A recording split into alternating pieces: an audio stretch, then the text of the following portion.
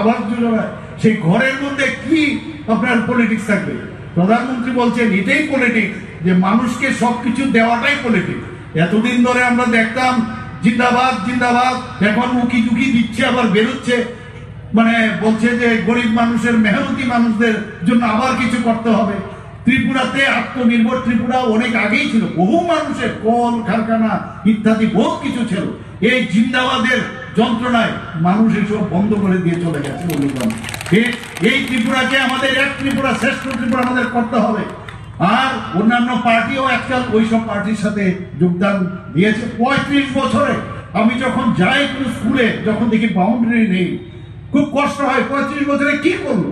আমরা মাত্র আজকে 2 বছর, 3 বছর, 5 বছর, 6 বছর ধরে আমরা এখানে এসেছি। মনে হলো এই কাজটা যদি ওরা করে দিয়ে যেত, আমাদের পক্ষে সেই বার্ডেনটা কম হতো, আমরা অন্য কিছুতে সেই পয়সাটা কাজে লাগাতে পারতাম।